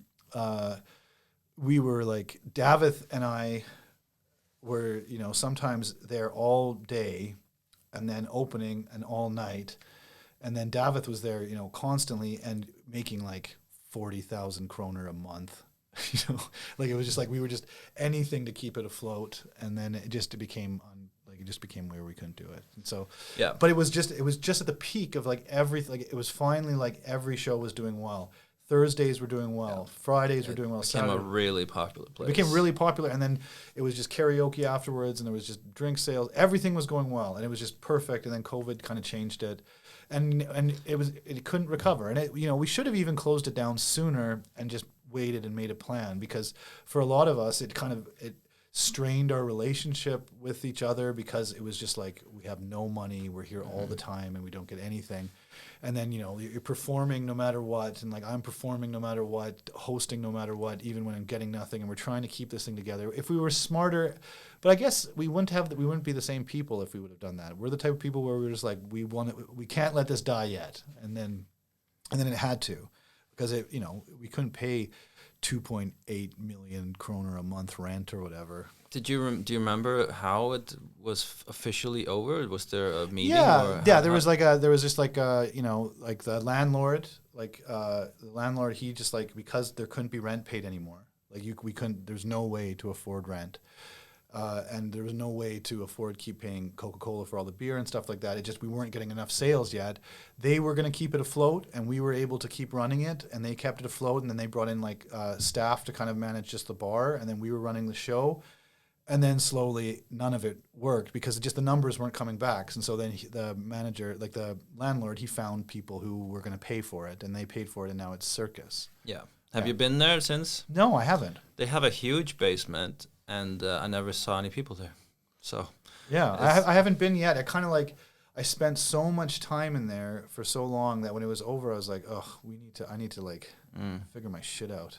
Like there was days, there was days where it was just, or weeks where it was just wake up, go there, sit on the computer working on like our plans with stuff, and then get all that done, and then okay, time to open the bar. And then we open the bar and then perform. And the whole time you didn't know if everything was going to be closed down next week due to we didn't know COVID any day. Like restrictions, sometimes there'd be closed down. Like it would be closed down. Okay, this is canceled. Okay, it has to be canceled this day, and then it would be open again, sort of, and then it'd be closed down again. It's a limbo. You could never feel like things could go well. It was just like and Davith, like he had a kid. He had just had a kid, and he was just like he just wouldn't give up. He was there and working, and like I'm sure that his like his wife, his fiance, they're getting married. I'm sure she's happier that he's not working there, because it was just like, I know my wife was very happy when she's like, okay, it's done, because it was just, we wouldn't give up on it. No. Yeah. And it seemed like no matter how much beer I drank, it just wouldn't get successful. So we had a fantastic comedy club, and that died in the summer of 2021. Yeah. And after that, there was there was an open mic started at a place called Fredriksen. Yeah. And it was just like totally different. That's not a comedy club. It's not, and it didn't have the reputation of being a comedy club. So it was. And really it was tough. still like people weren't exactly coming in yet. No. You know, But there was like a bunch of comedians. Everybody who had been like having so much fun and doing so well at the Secret Cellar. Suddenly, everybody was just trying to keep the comedy scene like on life support. Like, don't die on me. Yeah. And do you know of any plans of starting a new comedy club, like anything concrete? Yeah, like I know, like Davith and I are in talks to start something. I know that obviously Dan and Eggert have got they got comedy in Iceland. That's their own thing, and they're like booking people. They're getting people from overseas. They're like they got Paloma and Goikurin. They're both kind of running, and then that's Comedy in Iceland's a Facebook page where you can like have an overview of every comedy thing related. Like in Iceland, you see even all the shows, burlesque, improv. They kind of they want to be like a hub for information for everybody. Mm-hmm. They are doing like that stuff, and like I'm still, like after like I performed at Goikurin, and I was like, I'd love to be performing like regularly again. And I just, because I believe in stand-up more than most people do. Like, I could easily book one night, like find a venue and say, like, York Underwood tonight, and, like, I wouldn't be able to charge Icelandic comedian prices, which are, like, 7,900 or something ridiculous. But, like, I could charge, like, 500 kroner or something. And I could be like, hey, come throw me a 500 kroner note. I'm going to do a comedy show. And I could rehearse it all in my house. Or I could have a list of jokes I want to say, and then just kind of go for it. But that's not stand up. Then I'm just a theater actor. And what stand up is like, you go there and you perform a few nights a week at least a few nights a week at least, and carve material out of this rough stuff until it's like firing on all cylinders. Like I don't know, like how many times have I seen a comedian where they deliver a joke one way, and then they never deliver it a different way ever again. And it's just the way they wrote it down on their notebook when they were in Actu Tactu is the way they're going to perform it for the rest of their life. That's not stand-up. And so, you can call it whatever it wants. You can call it funny people or whatever. But if you want to actually like feel what it's like to do stand-up, you have to have like 6 months, pick out the open mics you're going to go to, choose a normal length of material, so 5 minutes, which is what you'll normally get, and see if you can take that 5 minutes of written material and carve it into something that is all hits. And what I mean by that is like you have an opening that always gets a laugh. You have a middle section that's getting laughs, and you're getting like 6 to 10 laughs a minute for the entire 5 minutes, and you have a closer. And if you can build that in 6 months, you've done really well. Some people it takes a year, some people it takes 2 years, but that's stand-up. Everything else is just a form of theater or some like monologuist, and that's good too. Like the world needs plenty of one-man shows or one-woman shows or slam poetry. But if you really want to do stand-up and then know what it feels like, because there is something about like noticing that when I stumble here or when I get this sound here, that gets a laugh, and it's not even really the punchline, because maybe the punchline's funny, but it's not like no punchline is so funny that every time you hear the joke, you're like, that's brilliant. It's like you learn a delivery and a performance that it does work every time. And that's when it becomes something you're working on. And if you just think that the content is who you are, which is a big problem today, I think, is that people are obsessed with the they're like, okay, I want to mention this, or I want to say this. Why not make jokes only about, I don't know, like fast food restaurants, and then just see if you can do it? Mm-hmm. Like content is where everyone, like no one wants to have junk material. Like you want to have something where like, yeah, he's the comedian who made that joke about this, and that's great. But really, if you really love it, you want to be like, he's the guy who, like, when he steps on stage, it's just a different room. There's a performance to it. And that the performance is what you want a chance to work on. And you can't do it doing it once. And so that's why I would like to get something going. If it's going to be these kind of one-nighter rooms, whatever, I just don't think I'm ever going to do, like, an evening with York at Chartnabio. No. Because it's, like, what the fuck am I proving? That I can stand in front of people and recite shit I wrote? Yeah. Everyone knows I can do this. But if I can work on something where now I can go to London, or I could go to New York, or I could go to Minot, North Dakota, to their little comedy club there, like, the Double Deuce, go in there and it works because I've perfected a performance. That's stand up. I agree completely with you that is what stand up is, and there's lots of other funny things that are not exactly stand up. Right. And I only want to do stand up. Like I'm doing this podcast right now. I don't even want to do this. Yeah. But I know the feeling. All my work I do, I'm like, do they know I'm just a comedian? Like I always feel like I'm just like pretending to be there, and they don't realize. I'm like, they don't realize that I'm not actually what I'm saying that I am. Yeah. Even though I am doing like a job where I am doing my job, I always feel like I'm like, this is just a joke. I'm only doing this because I'm waiting to do stand up. I need to pay bills. Yeah. But I only want to do stand up. I wouldn't want to be on TV. I don't want to do anything else related to comedy. Yeah. And part of what I love about stand up is the way of performing in that setting is it's like a real challenge. Yeah. And you never know what you're really going to get. And but then there's also the part about being around comedians. Yeah. Because if you're performing at a comedy club, you're hanging out with just the funniest people you'll meet in your life. And so that's, and craziest. Yeah, also the craziest. Definitely. I've looked into the eyes of people who are not from, like, not one of us, like with someone who walks into like a vampire den. Yeah. And like when you look into their eyes and they start to realize like, these are lunatics. And you start to go like, oh yeah, fit in or fuck off. So the act itself, like the act of performing in a comedy club, that's super fun. But also the everything around it, being there and hanging out with the people before and after, it's just so enjoyable. And especially people who like stand up, and like we can have like an ego or be aspirational, but are not obsessed with like everyone knows what it's like. Like, and I'm sure I've been this way where it's like, I know, okay, I have this, like, I achieved something. So then I'm just like, okay, I want to get this next corporate gig. And that's all I'm talking about. That's always boring when people are like, obsessed with telling you that they're going to succeed. But when people are just there and they just love being there because they love stand up, then it becomes fun. And it's like, you're part of like a history of people, a performance type people that are different. And performers are different. Like you're doing something for a crowd. And that's why it is also like at Andrew Sims' thing, when you're around the burlesque dancers and stuff, like you can make like, I've made lots of jokes about every type of performer, and like but when you are back green stage, like when you're back in the green room with everybody, there's this commonality of performance is like something that's like, yeah, that's nice. 'Cause you get it. You have the same impulses. Maybe it's a different way of expressing it. But that's just being around comedians and performers is always like it's kind of like a nice thing. Even if you might not even get along in real life. Like if you ran into these people at Kringlan, you might be like, hey, sit over there. Like you don't want to be around them. But in the green room, when you're all performing, there's this kind of community that can be nice. Yeah, and just the banter and like I remember some moment where I've been in like hanging out with some comedians in different settings, and then somebody says something that's just so crazy funny, like, and I'm in my mind I'm like, how is that?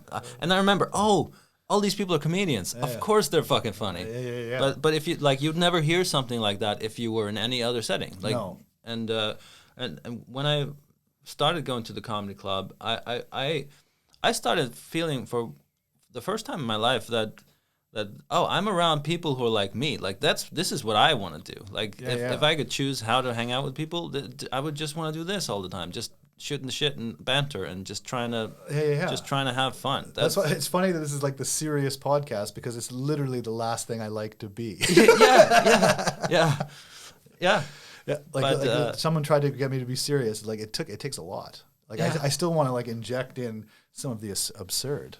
Right, and it just gets more funny. Like if you're being serious and then you put something on in. Yeah. If you're being serious and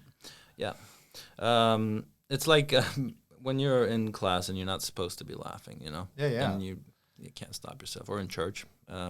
That's, you see, but that is like, I think something we were touching on before. Sorry, is that like it is this irreverence? Like, don't make fun of women, like your friend said, or if you made fun of women, I won't find you funny.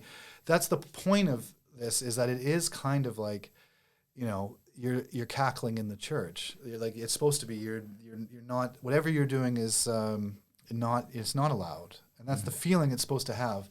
As soon as it feels like you're supposed to be laughing, That's not funny. It just loses it. You kind of lose it. Like you kind of go like, what is this? Like there's nothing better than just being like, oh God, I don't know what, I don't know why this is just perfect. This is what I needed. It comes in like the performance and the content, it all comes together and now I'm laughing my ass off and I don't know why. Mm-hmm. That is the type of person. You're not supposed to laugh at this. Then like that's what I was thinking of when this woman told me this thing about that I can't make fun of women. I didn't tell her, yes, I can. In my head, I was just like, well, to me, that's just like a challenge. Now I really want to come up with a joke that I know could make her like crack, and then I know that she would be embarrassed or feel bad about finding it funny, and then she would just laugh even more. Yeah. And then if someone heard her laughing at it, she'd hate you forever, and then you'd like, that's always the best. Yeah, I love it when people hate me forever. Yeah, it's good. But it is like, because I remember like there's always so if you hire, like say someone gets hired by Ruve, like to do a comedy thing, right? Mm-hmm. And they interview them and they go like, oh, how are you going to do this comedy thing that you're talking about? And you're going to make sketches or you're going to make funny songs where you change the lyrics and the lyrics become silly. And then everyone gets and then they're like, what's the most important thing to you? Every single person, like they all went to a meeting and like decided that this is the answer they gave. They're like, well, the important thing in comedy is to punch up. I'm always trying to punch up, never punch down. And it's like, what are you talking about? How can you possibly know what is up and what is down? So now you say, yeah, okay, I'm going to punch up. Bjartny Ben is a fat-faced loser. That's punching up, and then they're like, hey, you can't make fun of fat faces. And then all of a sudden you're punching down again. Like there's no winning with this. This whole punching up or punching down, this is just like a way of people saying like, thank you for the government money. Like it's just like, yes, I am in the club. Please hire me. And that you just have to say this, and then all of a sudden you're anointed the fake funny person for some stupid corporation because you say the right things. If that person said, sometimes I find this funny and it's not nice, like seeing people fall down or like, something awful, like I every time I go into a store where there's a billboard and the model for the clothing is like a Down syndrome kid, mm-hmm. I laugh, not because I think Down syndrome is hilarious, just because it's funny that they like that everyone has to pretend like that's the person they want modeling their clothing. Yeah. Like you have this kind of like, you have that kind of layer, and like that's punching down and punching up and being honest and a whole bunch of stuff. Like why does a clothing store get to decide that we all of a sudden have to see images like this, and that's considered really progressive when all they're trying to do is take money out of our pockets? A comedian is just trying to make you laugh. This idea about punching up and down, it's essentially saying that there's a list of everything in the universe, and that everything is placed in this hierarchy. Something's at the top, something's at the bottom, you're somewhere in between, and the lowest country, the lowest country on the list must be the Faroe Islands. So nobody's really allowed to make fun of the Faroe Islands, right? So no, but all you Icelanders out there, don't punch down. Don't punch down. Don't you dare. But I like Faroe Islands. You're white Christian. You're part of a big power group according to these like rules, and so yeah. But we're there. We're like, what can we have power over? You're getting power over nothing. But that's like it's some rocks. But it's because everything's perceived, and we're in a virtual internet world where everything is layered in this way. Of course, like imagine being like even people who you say you're not supposed to make fun of, whether it be. Well, a good example, actually, is like, Dan Zarin. Dan Zarin and, Eggert. Not Eggert. You blanking on him again? No. Volcanoes, hot sauce. No, from My Voices Have Tourette's. Thoraldur or Stepnir. No. She just had her show at Tjarnabíó. Alva. Yeah. So, like, very funny, gets laughs, but you can't honestly say that we're not laughing because of the disability. It is punching down, even though they have the disability. There's no way to like. Obviously, disabilities are funny because they are like. There's lots of reasons why they're funny. One, they sometimes scramble up the normal course of things. Like if someone starts twitching out when you're talking to them, that's not what you expect. So it's a surprise. So it's funny. The other reason it's funny is because, they're a person and they're trying to do something and they have a hurdle in front of them, which is why anybody who tells any story is a story about someone getting over some sort of hurdle. So that's why it's funny. And the other reason why disabilities are funny. You heard it here first. You heard it here first. All the reasons disabilities are funny. The other reason, like, you know, that you have that disabilities are like inherently funny is because they remind you of death. You know, like when someone goes on stage, a really pretty, beautiful person, by whatever you want to call it, awful standards, blah, blah, blah. I'm talking about people like that are so pretty that you just go like, oh, this is, they never like, you know, unless they're like all of a sudden really vulgar or something, which you go like, what? That's a surprise because they seem too nice or whatever. It's not really funny, and they don't really, like, they remind you of something. It's a different response. And like Mozart, when you're listening to it, or something, it's beautiful. It doesn't really become funny until it has like maybe the opera, like Marriage of Figaro, and then you can see things, and then contrasting with this beautiful music is this ridiculous play about whores and stuff. That's when it becomes funny. But with disabled stuff, they like, you see this and you go like, fuck, like first of all, who am I to complain about my problems? Second of all, we're gonna die. Like, this is life. Yeah. This is what can happen, and then everything becomes a little bit lighter because like you can either choose to be terrified. And usually the people who are the most worried about being offended are the people who are most scared of the thing that they say they're protecting. So when they say like, oh, you're offending this person or that person, they probably don't like those people. So if they say like you're insulting disabled people, or you're insulting this race or that gender, usually they're saying that because they're uncomfortable with it. Because if you were comfortable with it and there was no like hatred towards it, they would all remind you about how strange life is, and like how like, your problems are your own, and you can't relate to them is the other thing. I don't need to relate to someone to find it funny. So because they have this thing and it's not even relatable to me because I can't experience it, I can just know that we're all going to die, and that makes it funny. That, you know, that brings it together. That's what brings it together. Yeah, it is like I really think that's a big part of all of it. And so when you try and make these little rules and stuff like that, it's like you're pretending that we're not all eating, shitting, and dying. Mm-hmm. Yeah. This punching up and punching down thing. What I think that people are really talking about is that people are really saying that you shouldn't bully. That's right. What I think they're really saying, that you shouldn't bully. And meaning that if you're the bully, then there's somebody, you have a target who's the victim of your bullying, and the definition of bullying, one of the core components of the definition of bullying is that whatever is being done is causes the other person to feel bad. Yeah. Okay. It's unwanted and causes and consistent. And yeah, like if someone insults you once, it's not bullying. No, it's an insult. It's repeated over a long period of time. Yeah. And it hurts the other person's feelings, makes them feel bad in some way. And if you have a friend in your life who's disabled, and if they would be really hurt if you said something about it, then you would just be a bully if you kept doing that. But that doesn't. I don't think this really happens. But if you had that kind of friendship where you are roasting each other, then it wouldn't be bullying. Right. Exactly. You know what I mean? But it can't be bullying when it's stand up because it's not real. Like if you write a book about a bully, and it's about a horrible bully who bullies people who have curly hair, and he goes around and every time they have curly hair, he goes, "Oh, you curly-haired loser." And he knocks your tray down, and then like whenever you bend over, he kicks you in the ass, and it's just awful. But this isn't really happening. This is just happening in this storybook about a bully. Mm-hmm.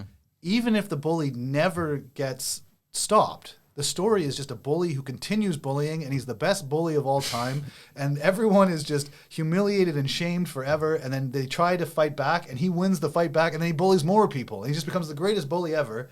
That still doesn't matter because it's a fictional story in the safe space, in this area where you can where we can have these ideas and see how imaginary where we can respond to them. And stand up is that too. I think because stand up, and because of this thing we're talking about where so many people just write it and then recite it, they don't realize that like if you write a joke where you're like horrendously racist or horrendously rude in some way to any type of person. It doesn't work. Maybe it works one night with a bunch of drunk people who like they love this sort of shit. But there's no way that if you can say that every night that you perform, you'll say that exact line and it just kills, it probably isn't that bad. But if it doesn't, if some nights it just everyone hates you, why would you do it? So like if you do it and then you go like, okay, now I'm going to find a way. I want to kind of have the same sort of punchline, but I'm going to find a way to perform it so that everyone laughs. Mm-hmm. That's where stand-up comes in. And so you have to have like, if all you're doing is writing stuff down, reciting it, then of course you have to be careful. You have to be like, okay, don't say this, this, and this, because you can never test it to see how you can shape it. But if you are doing stand-up where you go like, okay, I'm going to say this, no, the audience got turned off, they felt it was too mean, okay, I'm going to massage it, I'm going to massage it, I'm going to massage it, because you don't really mean what you're saying. You're just trying to get this response and then also kind of like do something with it. By the end of the year, you're not going to be saying this awful, terrible thing, but you might have found something that is a little, is kind of like, whoa, a little bit shocking and challenging, but audiences on the whole seem to be like, okay, I get it. And the belief that you just saying it once is going to get people to turn around and just be like, now I'm a racist, heard a racist joke, now I'm a racist forever. That's like, that is so insulting to both people and to racism. Mm-hmm. Like racism is alive and well for many reasons, and it's not because a comedian went up and told a racist joke that isn't funny. Yeah.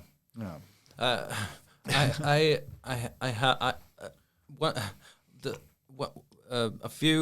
Couple months ago, yeah, I was walking in Kringlan. Yeah. And I was walking towards H&M. I was just going to go in there, look at some clothes. H&M, nice. Yeah. And and into my head pops up the most racist joke that I ever, like, I came up with it. I wasn't thinking about coming up with a joke. Right. Nothing was going on. I was just thinking about what I was going to go in there and buy. This joke pops into my head, fully formed. Yeah. Super racist. Yeah. And I just thought, you know, technically, if you look at it, it's a great joke. Yeah. But I could never do it. Like, right. I just could never do it. And that's why I'm going to do it now. Right. Just so you guys have any idea about how jokes are formed. Yeah. But so the joke goes, so why are black guys so funny? Right. Because they never heard a dad joke. That's a joke. It popped into my head, fully formed. Right. And but I knew that I couldn't do it on stage. I can't do it on stage because it would just come off as, why does this guy want to talk about black people this way? Like, what's the point of that? But maybe they're like, think like, okay, this is like, you know, dangerous territory. But the socioeconomic problems within the black community within the United States that caused these things like fathers that didn't take care of their children, and then like the cash for welfare system that came through through Bill Clinton, where basically one parent, almost 100% the mother, had to work for welfare, so she became kind of a burden with the kid, where the dad would run off and not have to pay anything because he didn't have to be registered as the caregiver of the kid. Right, that's what the joke's referring to. And it's further pushing the black community into economic poverty because of what seemed to be welfare, but wasn't, because of this condition where they had to lock in this work for welfare. So if she doesn't show up for work, she doesn't get welfare, her kid starves, and she has to really take care of everything, whereas the dad can fuck off and do anything. And it ended up being a very sexist and racist policy. So all of this is happening, and we know this. So you have that there, and then you go like, yeah, because they never heard a dad joke, which, you know, one, you're saying that, you know, there's a problem with black parents not taking care of their kids. There was a problem with this, and that's a male problem.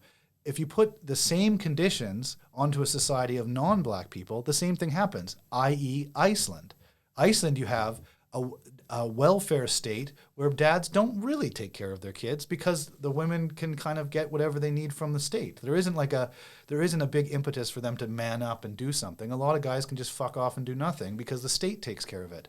So legally they have to pay the child support. The child support, but they never really do. Like if you see like the systems here, it's not like they like if the guy decides never to work again, he's not fucked. He doesn't live in Kentucky where you'll just starve to death. He lives in Iceland. You could just never work again, never pay for your kids, and live kind of nicely. And so so you have a bunch of boys here who don't really get raised by their fathers for whatever reason, and that's so all of a sudden you're opening up a joke like, where you could be opening up a whole bunch of avenues where you could call out the audience for laughing. You could go into something else. You could talk about the Faroe Islands and what works there. There is I don't think that is the worst joke ever. But if I said it, I think what people in their minds, they would be like, why does he feel a need to comment on that? But why do you feel the need to comment on anything? Like that's like it's like, if you say something about eggs, the egg farmers are going to be like, hey, you don't fucking know eggs, buddy. You're just a guy in a bar. Get the hell off of here with your eggs bullshit. Why do you comment on anything? Because we're allowed. And look, you tell that joke. You go up and say that joke. I promise you, in the right circumstances, people would be shocked, laughed. But if you kept doing it, it wouldn't work after about a week because you would bring it in okay, my set's not going that well. I'll bring this joke in. It is not a joke that is a pickup joke. It's not going to win over the audience. If you were already doing well, you might get away with doing that joke and being like, ooh, I'm a bad boy. But if you did it and then changed it and then changed it and then it became something where it wasn't even that joke, but it started with that and that became a premise rather than a punchline, you might get somewhere that ended up being quite funny and then also engaging and interesting in somewhere else. And started with this premise of that black kids never heard dad jokes, and it starts with this. And then are you going to go towards more the dad joke area? Or are you going to go towards the more not having dads? Which direction are you going to take with this little premise? But if you have the ability to say it once on stage, that might go somewhere interesting. That it ends up not, of course you don't want to be the person who has the black people don't take care of their kids joke, but maybe you say this, you get away with it, and it leads you in another direction, and then you don't know how the creativity is going to work. So I do think you should say it. If it popped into your head and you felt like it was the right time, maybe there was something going on stage where you were working with something and it was going, and then it just happened to fit, and you just went for it, then you got a laugh, or you don't get a laugh, and you go like, okay, how can I get a laugh? And you just twist it. Yeah. I don't think it would. It's not a litmus test. Like if the audience laughed, it doesn't mean the audience is racist. If the audience doesn't laugh, it doesn't mean that they're not racist. It means that it's not performed well. And so then I think you should. These sorts of things you should say. I don't think you should say because I'm sure if anyone's watching this, which there will be some people. They'll be like... At this point, at the end, I don't think so. No, everybody's dropped off. My mother might be watching. Yeah, so there might be people who go like, oh, that joke that you just told, like the fathers and black people, like, why would he say this? Icelanders, to a T, I don't know a single Icelandic comedian who hasn't done a Nazi joke or a Holocaust joke as soon as possible. It's almost like it's like sometimes I feel like they're telling Holocaust jokes as they're crawling onto the stage to grab the mic, and we don't even hear it because they've fired off like 3 before they've gotten there. Yeah. So anyone who says that they wouldn't say that, it's just because it's actually because they're racist. So if you would say that because you're like, I'm going to test the crowd and see how it goes and move with it. But I'll say a Holocaust joke because people love fucking Jew jokes in Iceland because that's just something that just flies here. People can make anti-Semitic remarks and it's just fine for some reason. But to other people, like people whose like entire families were burnt up in ovens, they might not think it's that funny to be joking about it. But you know what's funny? They do, because most comedians in the United States, a lot of them are Jewish, and they do joke about this stuff. So we know that it's possible to get past these hard truths into something that's really funny. So with that joke, I was thinking for a while about how could I because this is just a joke that the universe gave to me, fully formed in my head. Yeah. Can I use this for anything?